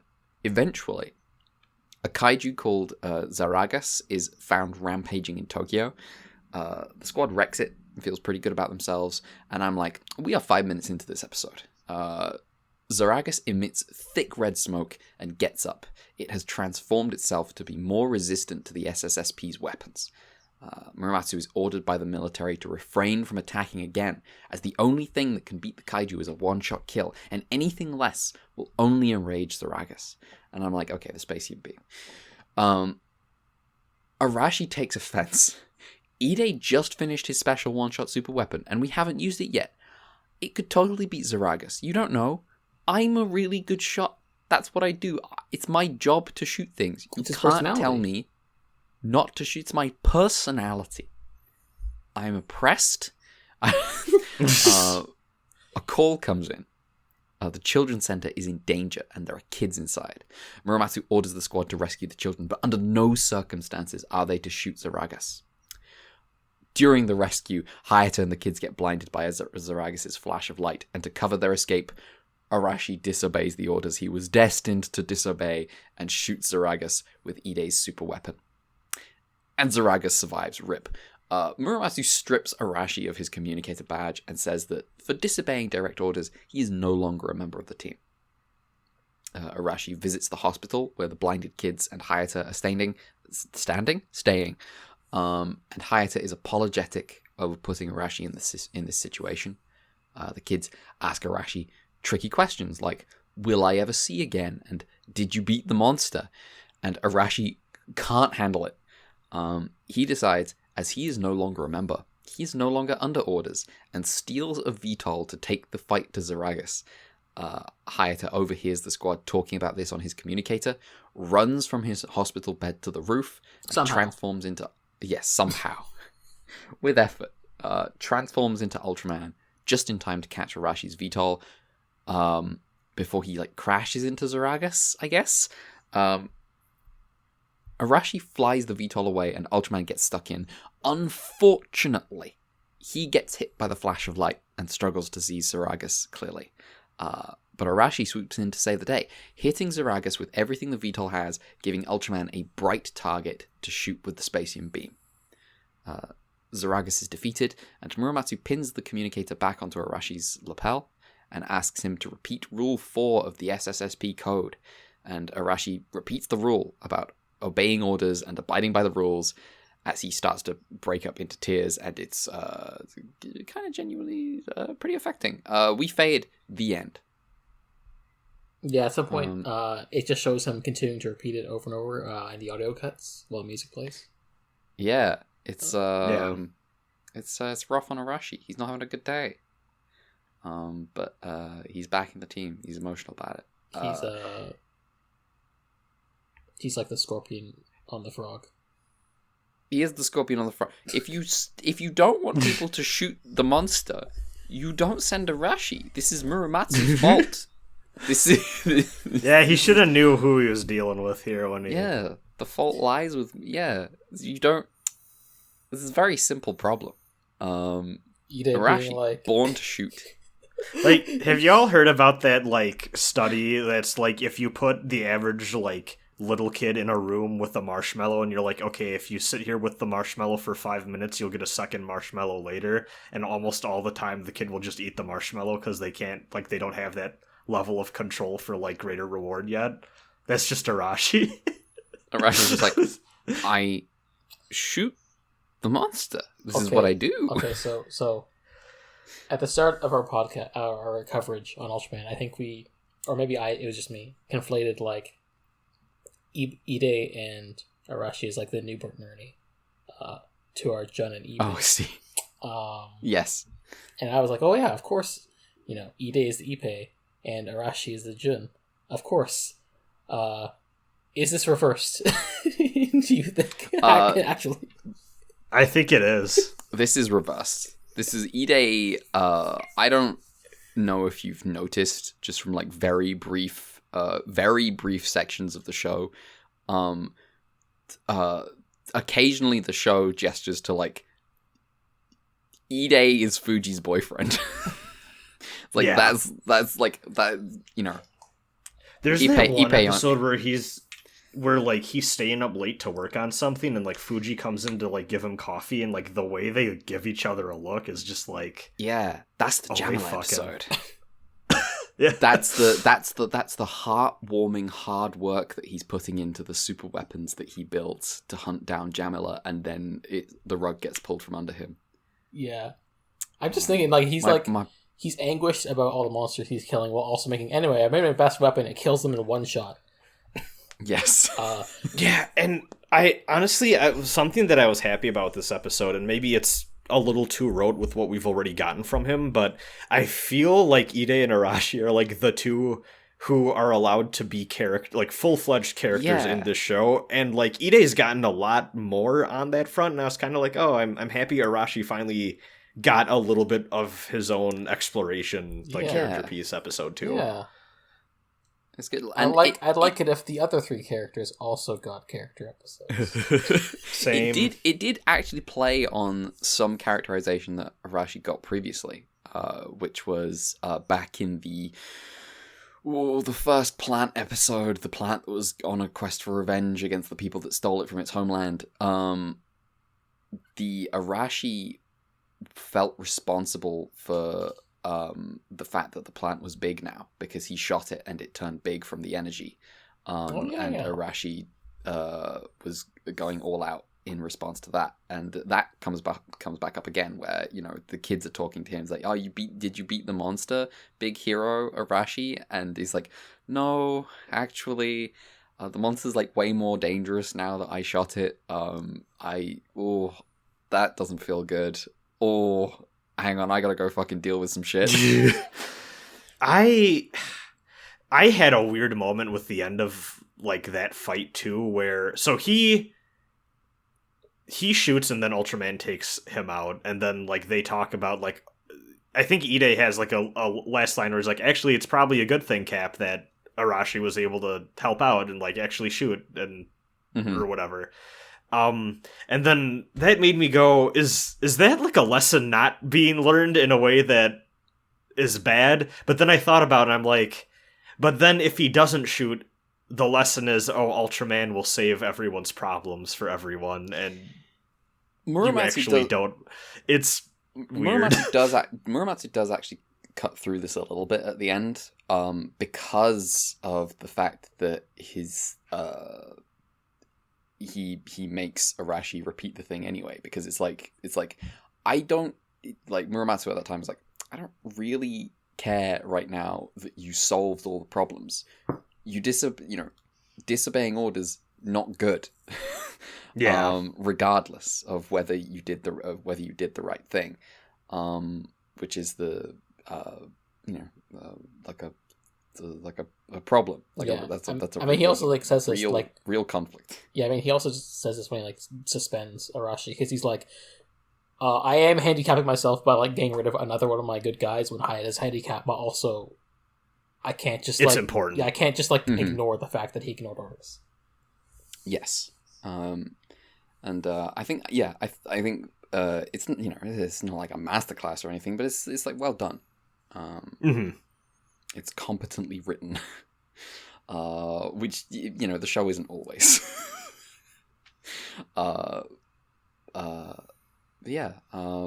This kaiju, I love the thick red smoke. Yeah, that's cool. I think the effect of that is really cool. It's pretty good. I think it being referred to in the opening, like, because, you know, every episode, you get, like, the episode title, and then the opening plays, and then it gives you the secondary episode title, which is always about what monster Featuring this this episode is. kaiju with a title on. Yeah, featuring this kaiju. And this one is, like, featuring the transforming kaiju Zaragas, and it's not very transforming. No, it's more like he drops the weights, the way it looks. AJ Rock leaves it. Yeah. I have mixed feelings about the actual transformation, because on one hand, him, like, casting off the armor and being like, oh, now I just got 1 billion guns coming out of me, is pretty sick. On the other hand, there's the degree to which it's like, trypophobia is happening. Yeah. Understandable, honestly. Just looks a little weird. Looks a little weird to me. Yeah. Kind of in the same vein of, like, that streak of episodes where it's like, oh no, weird mystery involving, like, cars or buses crashing, and then it doesn't actually end up mattering. There's relatively little amount of the episode is about this big-ass child facility that has an artificial sky. Fuck did they introduce Willy Wonka's chocolate factory out of fucking nowhere? They had to go back and rescue the kids. Yep, just that one time. That's it. Like, the shot of this episode that I think will stay with me the most is the image of the sky cracking apart and there's a weird glow on the other side. Yes. And that realistically isn't much to actually do about what the episode's about. Yeah, it's a cool shot. In a really bizarre circumstance, it's actually not that relevant. The most relevant that the light gets is the Ultraman fight. It was a pretty, so just some sleight of hand to make Arashi useful but Ultraman still delivering the killing blow. Yeah, but it functions. It does its job. Was unsure if like Hayata, like Ultraman, would be like blinded going into the fight. The way Ayato was, and he wasn't, but I am pleased that they did at least like go, oh, Ultraman got blinded, and like they do the effect where the eye lights are off to show that like he can't see as well, and it's cool. I guess I know we talked about it at the end of the last episode, but I feel like the eye bulbs have been. I mean, I know it's the fact that we have the new suit now too, but the little pupils are a lot less prominent, I feel, for like the suit actors' eye holes. I just noticed that in a lot of the shots of this episode. It's like, oh, I don't know if it's just how they're shooting it or part of the new suit's design or a combination of the two, but it's like these look more like the eye bulbs are the more prominent part of the eyes than the little black dots too. So. Someone on the crew was like, it looks like his pupils, right? I was like, oh fuck, we're so many episodes in. I have to wonder if that explains like the design decision for the Ultra 7 suit. I wouldn't be surprised. Because you said he just has eyes, right? Yeah, like from what I remember seeing of like Ultra if 7. if you look at it, he's got like the crystal eyes as like the eyes, but you have like the eye holes that are directly in, but like they're like, instead of like being under the eyes, they're like in the eyes, so it's like he has pupils. This guy looks fucking goofy. Get used to him. I remember now. Go ahead. Something I had I want to say it's this episode. At least it'd be weird if it was one of the other episodes, but something that I made the note of in the back of my mind is at some point the phrase Ultra Eyes gets used. Which is the name of, I want to say, an accessory in one of the Megami, I think it's Kyoyaku Megami Tensei 2, you can equip Ultra Eyes, and I was like, is that a reference to this? I was like, huh, interesting. I guess we'll see one day. I assume the reason that Ultra 7 looks goofy to me is the same reason that like, well, I assume it looks goofy to me because it's not as instantly like widespread iconic as Ultraman is. Like, yeah. I know what Ultraman looks like. Yeah, I mean, Ultra 7 is definitely like classic iconic hero, as much as like not as much as Man, but he's like still like he is the number 2 guy. But he's definitely... You know what this is? Everyone recognizes the Arc 78 too, but like you show the average person the Zeta, they're like, "Oh, that's a weird one," yeah, True. The Ultra 7 is the Zeta. Damn. Yeah. 2 weeks away. I guess Ultra 7 turns into a Wave Rider. Oh. That seems complicated for a person. Organic being. He's the Superman. He can do anything. He can teleport. True. I wonder if there's power scaling in Ultraman. I wonder if Ultra 7 is more powerful than Ultraman. He's called. I mean, Ultra 7 times more, I'd assume. Fuck. There's 7 guys, and he's 7 times more powerful. Yeah. Or maybe it's 7 guys, and each of them is a 7th as powerful. That would be so much better. It's the Dragon Ball clones. But yeah, episode 36 of Ultraman, pretty good. Arashi getting some focus. Arashi has had an episode, Fuji has had an episode, Ide has had multiple episodes. Muramatsu hasn't really had an episode, and neither has Hayato. Yeah. Maybe in the finale, guys. Honestly, too, like, I have just accepted that Hayata is a plot device and not a man at this point, and, like, that's fine. I do think it's a little weird we don't have the Muramatsu, like... I mean, was the one with the bus and the mist... But, like, that wasn't really a character piece. It just kind of focused on him. Yeah. If anything, I feel like the most characterization we got from him is in this episode. That's true, actually. And his misogyny. And his rampant misogyny, yes. Yeah. And the knee slapper when Hayata tricks the gang so that he gets to go. He found that so funny.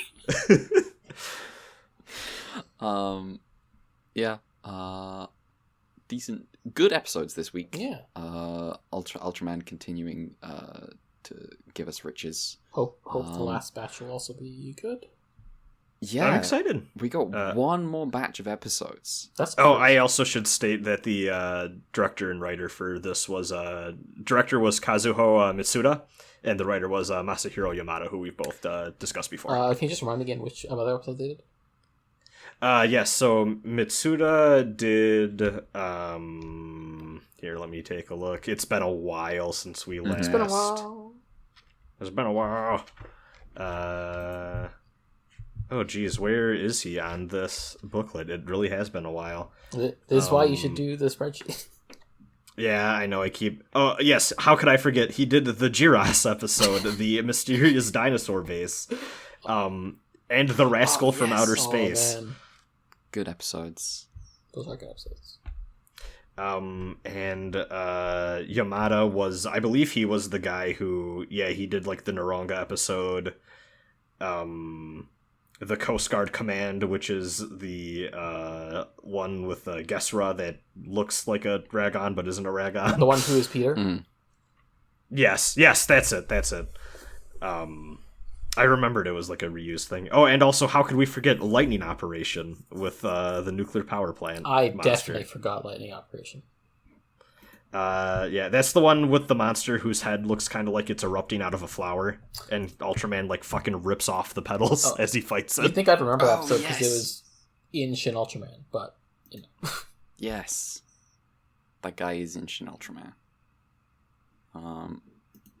Okay. Oh yeah, and how could we forget Demons Rise Again with the actual Red versus Blue? All hail Shadow. Oh yeah, that one Demons sucked. Rise Again. I think that might be the most nothing episode. Like, remember how we talked about the first Garabot episode at Ultra Q, and we're like, I mean, that was an episode. I guess that's how I feel about that Olympic, like that Olympic Arena episode of Ultraman. I sometimes feel bad about that first Garamon episode because I feel like I dictated our reaction to that by writing. I don't think so. Yeah, but I mean, there wasn't much to it. I don't think there was anything to talk about. It was just like the most you can say about the episode is that it was cool when the meteor landed in the lake and it boiled. Yeah, that was a cool effect. That was cool, is the thing. And you had a funny monster man breaking a dam. Like, that's about it. I am sometimes conscious of the power that the summary writer wields in shaping what the episode actually is that we talk about, because it's different from the episode that you watch. That does not mean that I am uncomfortable with this level of power. In fact, I'm a tyrant. Perfectly happy. To simply rule over this podcast. Sometimes. Red, you now understand the feeling I have when I'm editing together Let's Play footage of dungeon crawlers, and I'm like, how boring do I want to make this look?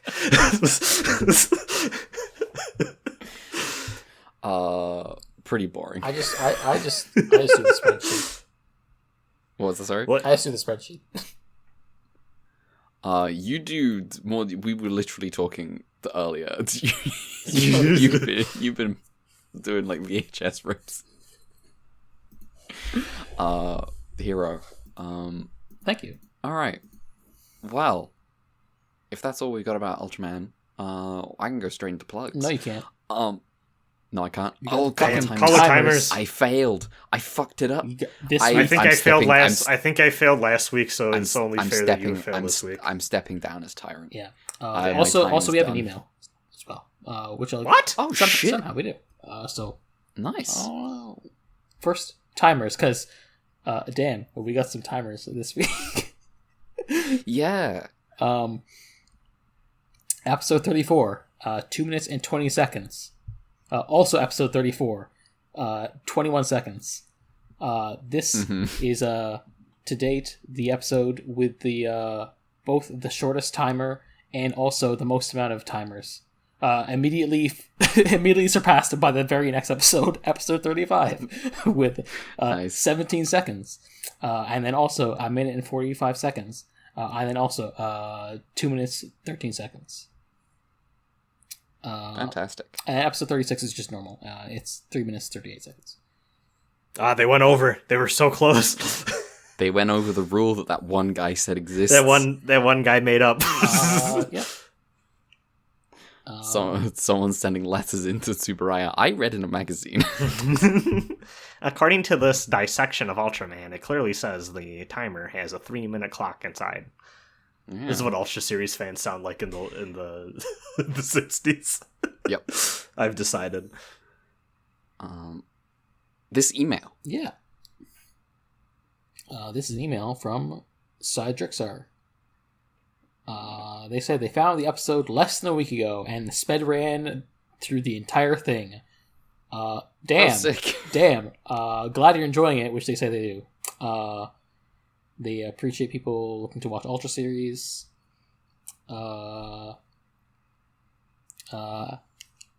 Even though it's a requirement to do so, it's a much more rewarding way of going about it because there's a lot of callbacks and cameos, and like literally anything from the past can come down decades later. So, you know, hey, we have stuff to look forward to in the future.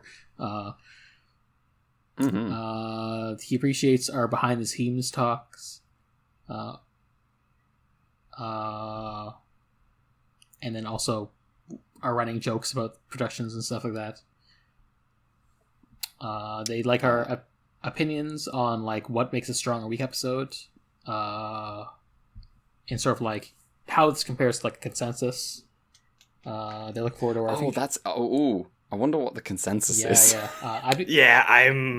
I have a feeling we're probably. If I had to guess, I would guess that the modern Ultraman fandom is very pro skipping Ultra Q. I don't know that, but I wouldn't be surprised because they're just like, oh, it's different. You know, it's optional sort of thing. Yeah, I don't know about that because, like, on one hand, I feel like that is like the default thing you'd expect from a modern fan base, but also I don't know if the Ultraman fan base is like that, just because, you know, mostly from what I've seen of Ultraman fans, they're just kind of jolly people. So, yeah, I have like almost no experience with the Ultraman fan base. I should also clarify. I wonder if there's some absolute like fandom classic episodes that we've just come on and just been like, this episode's shit. Yeah, like the fucking SOS Mount Fuji episode is just like heralded as like, oh, this is one of the greatest. I think it's so funny that like house masterpiece. I think it's funny that the only reason we remember SOS Mount Fuji is because of how forgettable it is. Yes. It's nothing. There's the funny bit where the police officer's like, don't worry, I can MacGyver us out of this cave, and then he looks at his pockets and he's like, maybe not. That's a pretty good part. Honestly, one of the best jokes we've seen so far. I do hope Fury of the South Seas is not a popular episode. Fuck. Yeah. They also say they have a spreadsheet that they passed us, and if I'm not mistaken, let me just double check. Yeah, I have this one already, so... Oh, that's right. This person commented on my YouTube video talking about wait. Ultra Q. It is... Yeah, so it is... Okay, so this isn't just a spreadsheet. It's the guy who made the spreadsheet. I was given to it by like another guy who listens to the podcast. So now I have the guy who made the podcast, and now I can tell you in your ears, you can go update the spreadsheet with the new files I ripped. Oh, sick. Because there's definitely a couple stuff that's like some of the stuff I actually didn't know existed until I saw it on the spreadsheet. I was like, oh, okay. And now the RAWs exist and you can have them. Sick. We are now collaborating Yes. with the broader Ultra. Once we get, Fandom. we just need to get the fan subs out, and then we're good. We is a strong word. Mel. So we, as in me and the audience, I just need your credit card number and the 3 numbers in the back. If you want to feel like you're collaborating with Mel, all we need is. Don't forget the 3 little numbers on the back. of the card. Okay. There's an actual question they have that I think is really fun and interesting. Let's go. If you were working on a modern Ultraman show, and you were going to make a tribute episode based on an Ultra Q episode, what would you have it be? Ooh, that's a good one. Like, and he also like says, what? Like, he also says like specifically what kaiju would you have return? But I mean, that's kind of like, you know, the basic. And then he also what kind of plot you think would you do the episode? Okay. Ooh, okay. That's a good one. Okay. Now we don't have to rush this because I can literally edit. But let me have a look at this. So, episode 1. So we got Defeat Gomez, Goron Goro, The Gift from Space, Mammoth Fly. I would do the sequel to The Gift from Space, where the second gift comes. That's a slam dunk for you. The one that's immune to salt water. I would absolutely do that. Other episodes, Mammoth Flower, Pegula is here. Oh no, I could do the finale of the Junpei. Anyway, Grow Up Little Turtle, SOS. Is June's actor still alive? Hold on, I need to know. We can recast.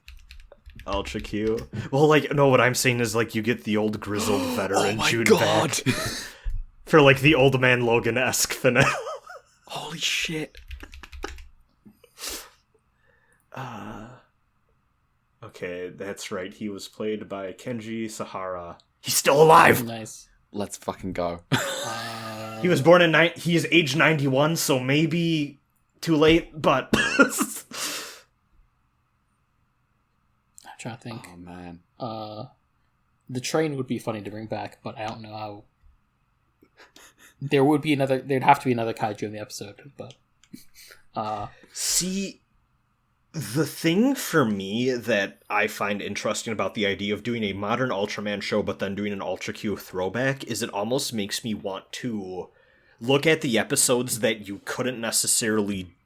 Like, because my first thought was, oh, I would like to do something with Pegula because, you know, it's fucking Pegula. But then also it's like... But then how different would that really be from the average Ultraman thing, which is also dealing with, like, a big monster? Like, I mean, Chandler's in Ultraman. And it almost makes me want to do something more like Baron Spider, where it would be like whatever the team is running around like a spooky mansion with big, like, Resident Evil spiders. Okay. And then maybe whatever that Ultraman is has to fight like a big-ass alien spider at the end. Yeah, that's a good choice. Because it's like, oh damn, it's an Ultra Q throwback. Why don't we use that as an excuse to maybe do some of the horror stuff that we can't do so much as easily in the regular Ultraman's format? Mm-hmm. Yeah. Okay, I got it. What do you got? It's throwback to the train. The open up. You see, the character gets stuck on a random train. And it's like a really introspective episode where they like reminisce about like their life and stuff like that. At the end of the episode, the train gets attacked by Total. The episode by Total. Did you say Total? Yes. Perfect. No notes. Total is just there again. An episode where Ide goes on. Okay, I have two conflicting thoughts. One, an episode where Ide goes on the train, or like the Ide equivalent goes on the train and fights like a Jamila-style monster, only to realize that it was the alternate timeline version of himself. Oh, that's really good. Fantastic. That's really good. Or also a version of the Jamila episode, but instead of Jamila, it's the Walrus, and the Walrus is the lost cosmonaut. Nice. That's why he's up there. That's what. Oh my god! He was the pilot of the plane of one of the planes that was up there. Yes. Oh man. Excellent. I think we've got some decent answers here. I think because the new gift from space is immune to salt water, they have to no, this is someone else's job. Someone else has to write it. Yeah. They got a big man to solve the problem. They got a big man. Big. Who's that big man? Sorry. Call back. They also mentioned that Edie's actor was originally not going to have the role, but instead it was going to be played by Susumu Ishikawa, who played the train conductor in the M1 episode. Okay. The train conductor. Okay. Yeah. He mentions that, I think we talked about it before in like production history of Ultraman, but like Haruo Nakajima, who was a suit actor for Godzilla, did a lot of the kaiju acting. A lot of suits get reused for early episodes. They are interested in seeing how often we'll pick up on an episode being directed by Jissoji. It's every time now. It's so like I also did not know going into this one, and as soon as like the shenanigans started, I was like, oh, this is a Jissoji one.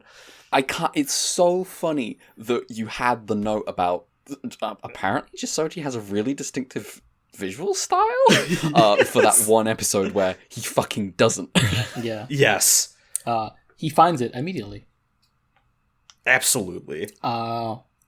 They make some other notes. There is an Ultraman dub that aired at the time, I think, or in the late 60s. And James Gunn and Will Smith apparently liked the show growing up. They note. I think I talked about this when we did our send off to. No, when we did October Mephiles episode. But one of the changes the dub made was that Hoshino was Fuji's brother, which it works. It's like it's fine as a change. Doesn't change much. They also say that the dub changed the ending to the show, which they are not spoiling right now. So can't get into that. We can look at that. I'm gonna edit Will Smith slapping Chris Rock so that he says "Schwatch," whatever it is that Ultraman says. Put like get the Will Smith Chris Rock, except Will Smith is Ultraman and Chris Rock is the skeleton dragon. Mephiles. Oh, the skeleton dragon. Yes. God damn. Ultraman dub. Meanwhile, Ultra, you had a full dub, but never got picked up. Yes. And then episode 3 is the only one you can find online. But apparently the full dub is the full audio is in the Super Eye archive. Oh. Yeah. Ooh. Ocean's whatever it is we're up to now. We do need the high season of Ultra something. We need to, my contribution Ultraman episode is doing a heist on getting that Ultra Q dub. Bring back robber-coded Ultra characters. Yeah, exactly. We haven't brought out that term in a minute. Yeah. You give them, what is it, like sunglasses and like a... Is it like much like Fuji? Or something? Much like Fuji in the second episode this week, we are reminiscing about footage that is not colored. Yes.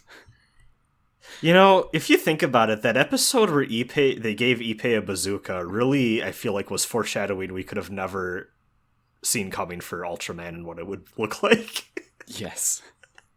Every week, new huge weapons. Who let him touch the bazooka? Ridiculous. I don't know if anyone let him. Maybe he just said, fuck it. Someone's got to do it. Someone's got to do it. Is there more to this email? No, they just said, they're enjoying it, and hey, glad you're enjoying it. Hope we can continue to be enjoyable. That's Thank you very much for the very thorough email. Thank you, and also I do want to apologize because this person did leave a YouTube comment on my Ultra Q video like 11 days ago, and I meant to reply to you, and thank you for leaving that, and I totally forgot, so I'm happy you did email, and I'm assuming you're listening to now. Thank you. You could have pretended not to notice. No, I did. I definitely did, and I thought I replied, and I did not. I'm very sorry. Yeah. And thank you for the question as well. And if you have an email for our final episode of Ultraman, you can email us at ultraqpod@gmail.com. I would legitimately love to hear people's thoughts on the series, and like even I feel like I don't have fully formed thoughts on it, but I'm very curious to talk with y'all about how we feel about Ultraman as a show right at the end. Because it's an interesting one. It's been a really up and down ride, a real mixed bag. So like I imagine like people's opinions on just watching the show itself varied. I imagine the reactions are varied. Mm-hmm. Yeah. So yeah. Well, we might tweet out the email address and put it in like a plugs or whatever. Yeah. All right. If you want to follow the show on Twitter, you can do so at ultra_Q. That is at ultra_QUEUE. No one listening to this podcast will ever forget how to spell that word ever again. I'm not gonna lie, as someone who writes for a living, it's come up for me a few times where I'm like, I know how to spell this without having to look now. This is the service I provided. Yeah. And if you want to follow me on Twitter, I'm at gender_redacted. And I'm at November on co-host. Raz. I was expecting the other one. So I gotta keep you on your toes. Yeah. It's me, Rosenbrand. I have a YouTube channel, Rosenbrand. You can see me and my friend Fang brought back our good old Kamen Rider podcast, the Rider Kickcast, with the episode on Shin Kamen Rider. And then I have like 4 or 5 episodes in the backlog that we've recorded, and I've just been terrible about editing. So those are gonna go up finally, and then what we plan on doing is that from here on out, every Wednesday should be a new episode, hopefully until we're done with the show. Which will still, I think, take us until December, because the original Kamen Rider is fucking long. I guess I need to watch the original Kamen Rider now. Yeah. It's a fun time. It kind of, honestly, in a way, similar to Ultraman, where it's like not every episode's a banger, but when it hits, it hits. So I also need to come meet my husband Hongo, Takeshi Hongo. I've seen him. I've seen the Kamen Rider stuff. Yeah. Nice. I need to finish Hibiki. Fuck. Oh yeah, you were going through that. Yeah. And I might do so. Some stuff came up, and also it is a deadline week for me at work because it's the end of the month. So I don't know how much streaming I'm gonna do, but I might try to find the time to get back to 16 because I'm just curious what the fuck that is gonna be like as I get further into it, and I want to be able to talk about its themes more concretely. Maybe we'll see in the weeks to come. See how it compares to the themes of slavery presented in Tales of Arise. A game I have not played. I didn't even know that that's what that game was about. I'm not gonna lie. I didn't know either. Well, I don't plan on ever playing that game. The only thing I know about that game is that the main character can't feel pain, and then the main heroine shocks everyone she touches. And I'm like, oh, that's romantic. Damn, that's peak that's peak fiction writing right Destined. There. Mel, where can people find you? You can follow my Twitter at TierCrowns. Hey, new PC, maybe I'll stream more on Cosmic_Crown on Twitch. We'll see. Yeah. I'd like to... I have the option to play a lot more stuff now. Before, I was basically limited to emulating PS1 games, but now I can play Steam games. I can't tell you how bad it was that I still have to finish Final Fantasy VI, but I was streaming the Pixel Remaster, and for whatever reason, it being on my laptop meant that the stream for the game was really choppy, even though the game wasn't. But now I can actually stream without worrying, I guess. Something about Steam is making it slow, but now on my new PC, it's all good. Sick. Join us next week for the last episodes of Ultraman. Yeah. We're finishing Ultraman. And Yeah, then the week we after, got, we're like- going into Ultra 7. Yeah. And, We got like 2 guys left that we need to see. Yeah. Looking forward to it. it is funny how watching Shin Ultraman first made it sort of like, oh, there's a checklist to this show. Yeah, we gotta get to some guys. All right. Well, we'll see you next week. Bye bye. Goodbye.